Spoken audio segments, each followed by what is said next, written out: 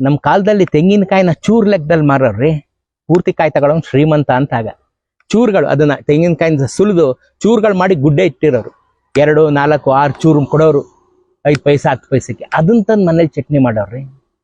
ಎಣ್ಣೆನೂ ಅಷ್ಟೇ ಗ್ರಾಮ್ ಲೆಕ್ಕ. ಆಗ ಲೀಟ್ರಲ್ಲಿ ತಗೋತಾ ಇರ್ಲಿಲ್ಲ. ಇವತ್ತಿನ ತರ ಲೀಟ್ರು ಸನ್ಪ್ಯೂರು ಏನು ಇಲ್ದೇ ಇರೋ ಕಾಲ ಅದು. 50 ಗ್ರಾಮ್ 100 ಗ್ರಾಮ್ 200 ಗ್ರಾಮ್ ಎಣ್ಣೆ ಗ್ರಾಮ್ ಲೆಕ್ಕದಲ್ಲಿ ತಗೊಳ್ತಾ ಇದ್ದ ನಾವು. ಸೀಮೆ ಎಣ್ಣೆನ ಬೀದಿಲಿ ಮಾರ್ಕೊಂಡು ಹೋಗವ್ರಿ. ಅವನ ಸೀಮೆ ಎಣ್ಣೆ ಟ್ಯಾಂಕಿಗೆ ಸ್ಪ್ಯಾನರ್ ಹೊಡಿತಿದ್ನಲ್ಲ, ಆ ಸೌಂಡ್ ಇವತ್ತಿಗೂ ನಮ್ಮ ಕಿವಿಗಳಲ್ಲಿದೆ. ಹಂಗಿತ್ತು ಆಗ. ಹಣ್ಣುಗಳೆಲ್ಲ ಡಜನ್ ಲೆಕ್ಕ. ಆಗ ಕೆಜಿ ಲೆಕ್ಕದಲ್ಲಿ ನಾವು ಯಾವ ಹಣ್ಣು ಕೊಂಡಿದ್ದೇ ಇಲ್ಲ.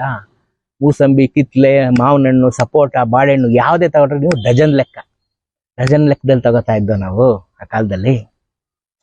ಅವಾಗೆಲ್ಲ ಎಲ್ರ ಮನೇಲಿ ಅನುಕೂಲ ಇರ್ತಿರ್ಲಿಲ್ಲ ರೀ.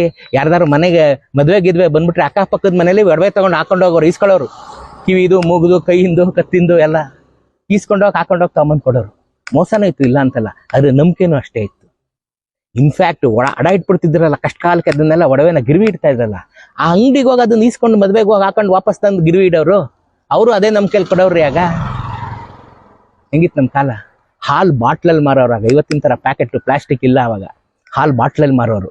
ಬಾಟ್ಲ್ಗಳು ತಂದು ಇಟ್ಕೊಂಡ್ಬಿಟ್ರೆ ಬಾಟ್ಲ್ ತಗೊಂಡೋಗಿ ಕೊಡೋರು. ಮಜ್ಜಿಗೆ ಮೊಸರು ಮಾರ್ತಾ ಇರ್ಲಿಲ್ಲ. ಆಗ ಮಜ್ಜಿಗೆ ಮೊಸರು ಮಾರೋ ಕಾನ್ಸೆಪ್ಟೇ ಇರಲಿಲ್ಲ. ನಾವೇ ಒಂಚೂರು ಹೆಪ್ಪು ಹಾಕೋತಾ ಇದ್ವಿ. ಮುಗ್ದೋಗಿದ್ರೆ ಅಕ್ಕಪಕ್ಕದ ಮೇಲೆ ಒಂಚೂರು ಮೊಸರು ಕೊಡಿ ಹೆಪ್ಪಿಗೆ ಅಂತ ಇಸ್ಕೊಂಬಂದು ಹೆಪ್ಪು ಹಾಕೋತಾ ಇದ್ದ ನಾವು. ಮಜ್ಜಿಗೆ ಮೊಸರು ಹಂಗೆ ಆ ಕಾಲ.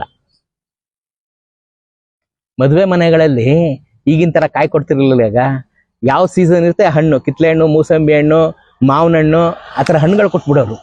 ಕಾಯಿ ಕೊಡೋನು ಶ್ರೀಮಂತರು. ಏನಪ್ಪ ತಾಂಬೂಲು ಕಾಯಿ ಕೊಟ್ಟಿದ್ದಾರೆ, ಬಂದವ್ರಿಗೆ ಅಷ್ಟು ಜನ ಕಾಯಿ ಕೊಟ್ಟರು ಅನ್ನೋದೇ ಒಂದು. ಆಗ ವರದಕ್ಷಿಣೆ ಡಿಮ್ಯಾಂಡ್ಗಳಲ್ಲಿ ತಾಂಬೂಲದಲ್ಲಿ ಕಾಯಿ ಕೊಡಬೇಕು ಅನ್ನೋದೊಂದು ಡಿಮ್ಯಾಂಡ್ ಇತ್ತು ರೀ.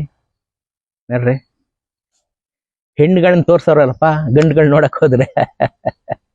ಆಗ ಅನುಕೂಲಸ್ಥರು ಮನೇಲಿ ತೋರ್ಸೋರು. ಇವ್ರ ಮನೇಲಿ ಬಡತನ, ಒಂದ್ ಚಾಪೆ ಬಿಟ್ರೆ ಏನು ಇರ್ತಾ ಇರ್ಲಿಲ್ಲ. ಹೆಣ್ಣು ಮದ್ವೆ ಮಾಡ್ಬೇಕಲ್ಲ, ಬರೋರು ಒಪ್ಕೋತಾರೋ ಇಲ್ವೋ ಅಂತ ಅಕ್ಕಪಕ್ಕದ ಮನೇಲಿ, ಆ ಬೀದಿಲಿ ಯಾರ ಮನೇಲಿ ಅನುಕೂಲ ಇದೆ ಅವ್ರ ಮೇಲೆ ತೋರ್ಸೋರು. ಯಾರ ಮೇಲೆ ಸೋಫಾ, ಟೇಬಲ್, ಟೀಪಾಯಿ ಇದೆಯಲ್ಲ ಅವ್ರ ಮನೇಲಿ ಹೆಣ್ಣು ತೋರ್ಸೋರ್ ಕಣ್ರಿ. ಎಷ್ಟು ಕೋಆಪರೇಟಿವ್ ಆಗಿ ಬೆಳೆದಿದೀವ್ರಿ ನಾವು. ಇದೆಲ್ಲದಕ್ಕಿಂತ ಮಿಗಿಲಾಗಿ ಹೇಳ್ತೀನಿ, ಆಗ ಲಾಂಗ್ ಪ್ಲೇ ಬರ್ತಾ ಇತ್ತು ಹಾಡುಗಳು. ಒಂದು ಹಾಡು ಕೇಳಬೇಕು ಅಂದ್ರೆ 5 ಪೈಸಾ. ನಾನೇ ಆಪರೇಷನ್ ಡೈಮಂಡ್ ರಾಕೆಟ್ ಹಾಡನ್ನ 5 ಪೈಸಾ ಕೊಟ್ಟು ಕೇಳಿದ್ದೆ. 2ನೇ ಸರಿ ಕೇಳುವಾಗ ಇನ್ನ 5 ಪೈಸಾ ಕೊಡ್ಬೇಕು ಒಂದು ಹಾಡು. ಅಣ್ಣವ್ರ ಹಾಡಿಗೆ ಹೆಂಗ್ ಡಿಮ್ಯಾಂಡ್ ಇತ್ತು, ನಾವು ಹೆಂಗ್ ಕೇಳ್ತಾ ಇದ್ವಿ ನೋಡ್ರಿ. 5 ಪೈಸಾ ಕೊಟ್ರೆ ಒಂದು ಹಾಡು ಹಾಕೋನಲ್ಲಿ ನಾವು ಕುತ್ಕೊಂಡು ಕೇಳೋದು. ಅದನ್ನ ಇಷ್ಟ ಆಯ್ತಾ, ಇನ್ನ 5 ಪೈಸಾ ಕೊಟ್ರೆ ಇನ್ನೊಂದ್ಸಲಿ ಹಾಡು ಹಾಕೋನು, ಅಥವಾ ಬೇರೆ ಯಾವ ಹಾಡು ಕೇಳಿದ್ರು ಹಾಕೋನು.